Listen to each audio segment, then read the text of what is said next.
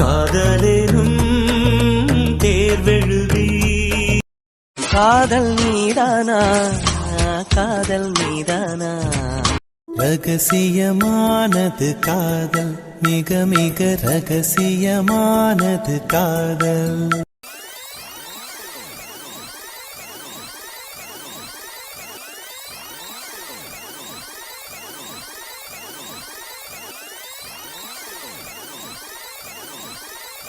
என்னாச்சு தருண் வினோத் அண்ணாக்கு? எதுக்கு இப்படி உட்காந்துருக்கு? ஒருவேளை வாமிட் ஸ்டார்ட் ஆயிடுச்சோ? இல்லை அபி, வினோத் 3 டைமுக்கு மேலே வாமிட் எடுத்துட்டான். தலை வேற வலிக்குதுன்னு சொன்னான். அதான் ஹாஸ்பிட்டல் போயிட்டு வரலாம் வாடான்னு கூப்பிட்டா வரமாட்டேங்கிறான். போயிட்டு வாங்கண்ணா. அப்புறம் நைட்டு ஏதாவது ஆச்சுன்னா இங்கே ஹாஸ்பிட்டல் எப்படி என்ன ஏதுன்னு நமக்கும் தெரியாது. ஆஹா, இவங்க போகிற போக்க பார்த்து ஹாஸ்பிட்டல் அனுப்பி வச்சுருவாங்க போலயே. பட் பரவாயில்ல, பக்கத்தில் எந்த ஹாஸ்பிட்டலும் இல்லை, அது வரையும் சந்தோஷம். இல்லை அபி, வினோத் நைட்டு ஃபுல்லாக ட்ராவல் பண்ணிட்டு வந்தான்ல, அந்த டயர்டாக இருக்கும். தூங்கி எந்திரிச்சா சரியாக போயிருமா இருக்கும். இந்த நூடுல்ஸ் மட்டும் ஏன் இப்படி சொல்லுது? டேய், ஒருவேளை உனக்கு ஃபுட்டு எதுவும் சேராமல் இருந்திருக்குமோ? எனக்கும் அதான்டா தோணுது. அதோட சிம்டம்ஸ் மாதிரி தான் இருக்கு. ஏண்டா எப்பவுமே பார்த்து தானே சாப்பிடுவ? ஆமாடா, தெரியாமல் ஏதாவது சாப்பிட்ருப்பேன்னு நினைக்கேன். சரி, நீங்கள் வெயிட் பண்ணு, நான் ரிசப்ஷனில் போய் மெடிக்கல் ஷாப் இல்லை ஹாஸ்பிட்டல் பக்கத்தில் எதுவும் இருக்கான்னு கேட்டு வரேன். தருண், ஒரு நிமிஷம் வெயிட் பண்ணுங்க. எங்கே போகிறாங்க வெயிட் பண்ண சொல்லிட்டு? எனக்கு எப்படிடா தெரியும்? நானும் உன் கூட தானே இருக்கேன். இப்படியே பேசிக்கிட்டே இருங்க, கண்டிப்பாக டைம் ஆயிரும். அப்புறம் நான் என் பிளானை எக்ஸிக்யூட் பண்ணிடுவேன். இந்த தருண், இதை அவங்கள போட சொல்லு.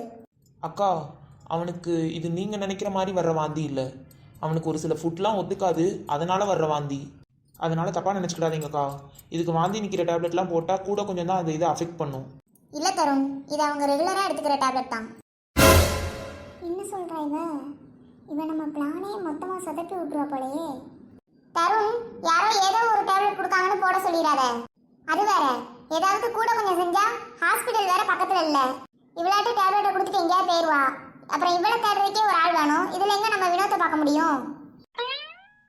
இந்த ஆரம்பிச்சிருச்சுல இந்த நூடுல்ஸ் மண்டை. என்னடா அமைதியாகவே இருக்குன்னு பார்த்தேன். ஆமாம், அனுக்கா எதுக்கு கடுகு வெடிக்கிற அளவுக்கு மூஞ்சி எப்படி வச்சுட்டு இருக்காங்க? இவங்களுக்கு தான் யார் என்ன சொன்னாலும் கோவமே வராதே. சரி கொடுங்கக்கா, செக் பண்ணியாவது பார்ப்போம்.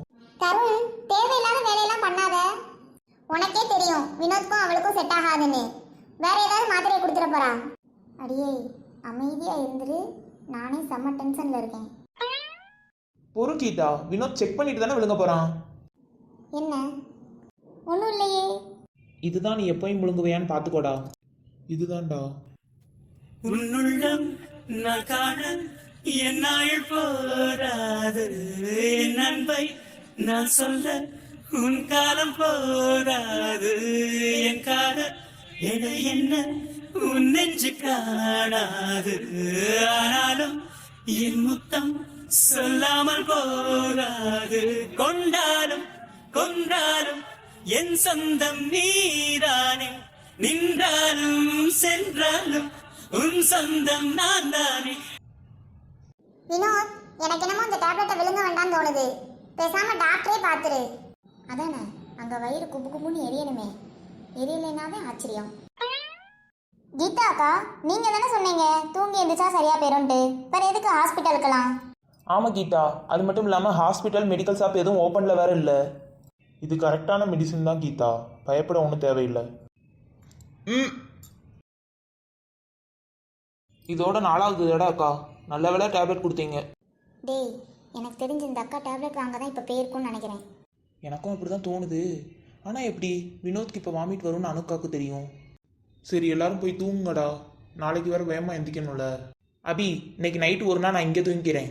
உனக்கு ஒரு மாதிரியாக இருந்துச்சுன்னா அனுக்கா ரூமுக்கு போயிரு. இங்கே தூங்க போறியா? அதான் மாத்திரை போட்டேன் இல்லடா, சரியாக போயிடும். அதெல்லாம் ஒன்றும் வேண்டாம். ஆஹா, பரவாயில்ல, இதுவும் ஒரு நல்ல சான்ஸ் தான். எப்படியாவது இங்கேயே டேரா போட்டுறணும். டேய் தருண், நீ தான் சொன்னேலடா நைட்டு படுத்து அடிச்சு போட்ட மாதிரி தூங்கிடுவேன்னு. அப்புறம் நைட்டு வினோத் அண்ணாக்கு ஏதாவது ஆச்சுன்னா நீ கொரட்டை விட்டு தூங்கிட்டு இருப்ப. நான் எப்போ அபி இதெல்லாம் சொன்னேன்? டேய், இன்னைக்கு மதியானம் தானே சொன்னேன் நைட்டு நல்லா தூங்கிடுவேன்னு. ஆமாம் ஆமாம் ஆமாம். அனு அக்கா, பேசாமல் நீங்களே இங்கே தங்கிருங்களேன். ஏன்னா அவன் கண்டிப்பாக தூங்கிடுவான். பரவாயில்லையே, நம்ம ஆளு மூளை அப்பப்போ நல்லா வேலை செய்யுது. அபி, அவளுக்கு எதுக்கு சிரமம்? நானே வினோத்தை பார்த்துக்கிறேன்.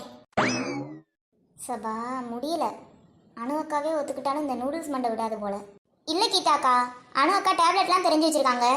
இதனால் நைட்டு ஏதாவது பண்ணால் அவங்களுக்கு என்ன பண்ணணும்னு தெரியும். நீங்கள் என்னக்கா சொல்கிறீங்க? என்ன லுக்கு வேற எங்கேயோ போகுது. டேய், உனக்கு ஓகேவா அவங்க இங்கே தங்குறது? ஒன்றும் பிரச்சனை இல்லை. வாடி என் நூடுல்ஸ் மண்டை, எப்படி பல்ப்பு வாங்கினியா? கொஞ்ச நேரத்தில் என்னமா பிளான் போடுறா இந்த சப்பமுக்கி. சரி வாங்க எல்லாரும் அவங்கவுங்க ரூமுக்கு போவோம்.